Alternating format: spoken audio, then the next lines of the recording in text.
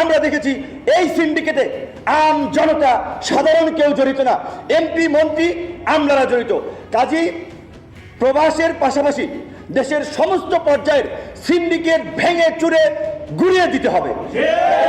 সিন্ডিকেটের সাথে জড়িতদের বিরুদ্ধে শক্ত পদক্ষেপ নিতে হবে। বন্ধুগণ, আপনাদেরকে বলছি, বুঝতে হবে, সজাগ থাকতে হবে, কাজ করতে হবে।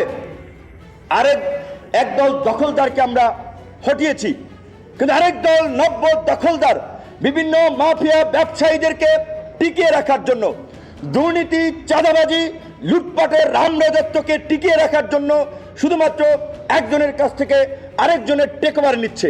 কাজেই এই টেকওভার আমাদেরকে ঠেকাতে হবে। পরিবহন সেক্টর, বাজার সমিতি, কোনো জায়গায় কোনো চাঁদাবাজি, লুটপাট চলবে না। এইটা কোনো রাজনৈতিক দলের সরকার নয়। কাজেই কোন রাজনৈতিক দলের নেতারা যদি ভেবে থাকেন ক্ষমতায় চলে এসেছি, এইটা করব, ওইটা করব, এইটা দখল করব, আগে অমুকে খাইছে এখন আমি খাবো, এই খাওয়া খাওয়ি বাংলাদেশে আর চলবে না। আপনাদেরকে সজাগ থাকতে হবে। পরিবহন সেক্টরে এক পয়সাও কোথাও চাঁদা দিবেন না। চাঁদাবাজদের হাত পা ভেঙে গুড়িয়ে দেবেন আপনারা সবাই। সরকার আমাদেরকে সহযোগিতা করবে। বিভিন্ন কমিউনিটি, বিভিন্ন সংগঠন, বিভিন্ন চাকরিজীবী সংগঠন হঠাৎ করে প্রধান উপদেষ্টার বাসভবনের সামনে 40-45 জন যে বিক্ষোভ করতেছেন, সচিবালয়ের সামনে 50-60 জন বিক্ষোভ করতেছেন, প্রেস ক্লাব, সচিবালয়, রাস্তাঘাট, সমস্ত জায়গায় হঠাৎ করে কেন এই বিক্ষোভ শুরু হয়েছে? কোথা থেকে এই বুদ্ধি পরামর্শগুলো আপনাদেরকে দেওয়া হলো? আপনাদের তো একটা বেসিক আন্ডারস্ট্যান্ডিং থাকা দরকার, একটা কমন সেন্স থাকা দরকার। একটা নতুন গভর্নমেন্ট বসেছে, তাদেরকে দপ্তর, মন্ত্রণালয়, অধিদপ্তর এটা বুঝতেও তো 10 থেকে 15 দিন সময় লাগবে। তাহলে আপনারা কেন হঠাৎ করে বেতন বৃদ্ধির দাবিতে, চাকরি স্থায়ীকরণের দাবিতে, বিভিন্ন ধরনের দাবি দেওয়া নিয়ে এই যে দীর্ঘ আন্দোলন সংগ্রামের পরে একটা দেশ স্বাভাবিক গতিতে হাঁটবে, সেটি এখন পারছে না। একটা অচল অবস্থা সৃষ্টি করাটা ষড়যন্ত্র এবং পায়তারা চলছে। অনেকেই বলছেন এই যে পতিত স্বৈরাচার শেখ হাসিনা এবং তার এখানকার দোসররা এই সমস্ত কমিউনিটিকে উস্কে দিচ্ছে যে এখনই দাবি আদায় করতে হবে, এখনই বেতন বৃদ্ধি করতে হবে। আমরা পরিষ্কারভাবে বলি, আপনাদের দাবির প্রতি আমাদের সংহতি আছে, আমাদের সমর্থন আছে।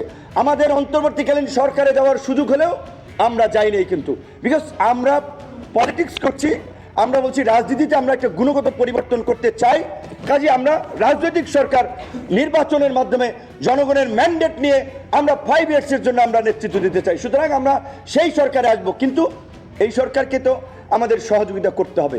এতদিন যে একটা মনে হয়েছে যে তারা প্রভু আর জনগণ দাস, এই প্রভু দাসের সম্পর্ক নয়।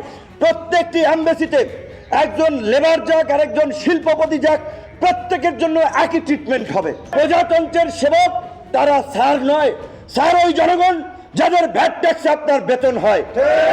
জনগণ আপনাদের চাকরি করে না, আপনারা জনগণের চাকরি করেন। জনগণকে স্যার বলবেন।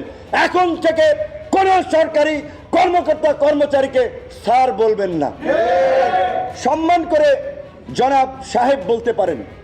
স্যার কিসের? স্যার আমরা বলি যারা একেবারে আমাদের শিক্ষক ছিলেন, যারা আমাদেরকে পড়িয়েছেন তাদেরকে। বাংলাদেশে ধর্ম, গোত্র, বর্ণের ভিত্তিতে কোনো সংঘাত, সহিংসতা, কোনো বিভাজন বাংলাদেশে হয় না, হবে না, ইনশাআল্লাহ এটা আমরা বলতে পারি।